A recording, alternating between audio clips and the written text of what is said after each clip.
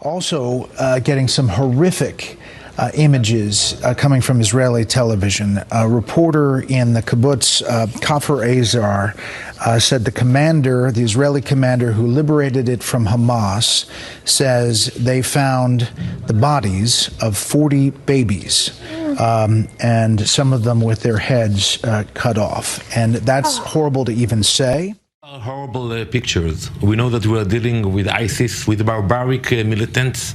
We haven't expected the attack, and we haven't expected the brutality.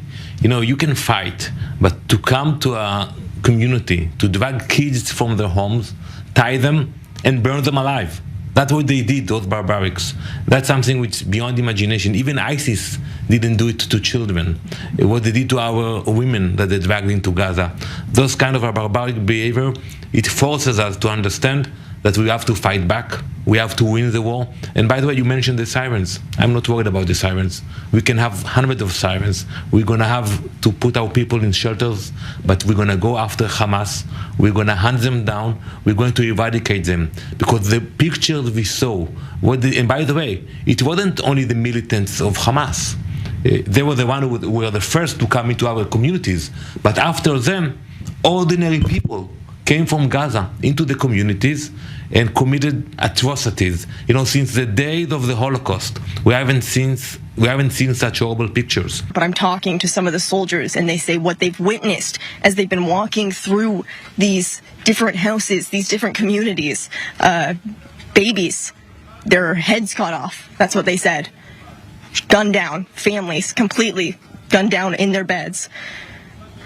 You can see some of these soldiers right now comforting each other.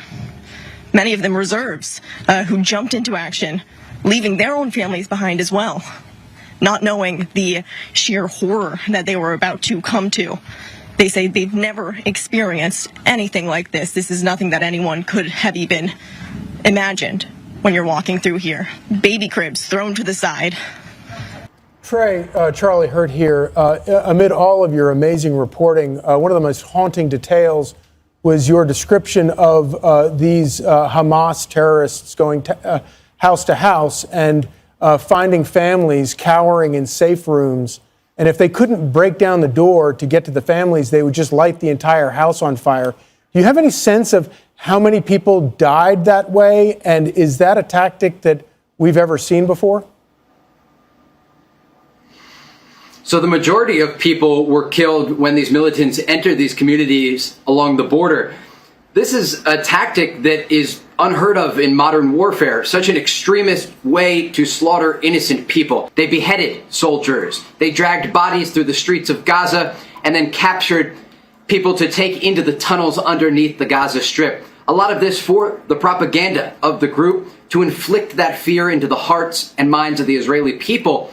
And they were able to do that. But what they didn't understand is that by doing that, they would mobilize an entire country against them. Now, the situation in Gaza is much more complicated. It's almost like a crime scene. The longer Israel waits to be able to conduct those hostage rescues in Gaza, the longer the terrorists have to move around those hostages, which makes it more difficult for our Mossad and our Shin Bet security, our intelligence agencies, to find them. And I believe that you're going to see Israel dial things up and do what they do best, which is selective operations using disguise, using surprise, and using audacity and tenaciousness. And let me tell you, those assets, they're on par with Delta Force. They're on par with DevGru or SEAL Team 6. The Israelis are finely tuned machines when it comes to these operations. Hamas, and I prefer calling them terrorists and not militants, but they've indicated that they will execute one hostage for every Israeli strike. Moving forward, I don't know, and maybe you do, how Israel will handle this. And there's also a second part of this. If there is a war in the Golan Heights, the northern border, where Lebanon is, do other countries then get involved? How is Israel in a position to defend herself, especially since I'm hearing that the Iron Dome is kind of it's kind of being stretched in terms of its strength because they're shooting missiles, some of which are duds that start to wear down the dome. So that there is this concerted effort again in this kind of coordinated militaristic way that they're handling this, where Israel is truly on the defensive. Yeah, this is part of the issue, is that they're dealing with two separate fronts and two different groups of fighters.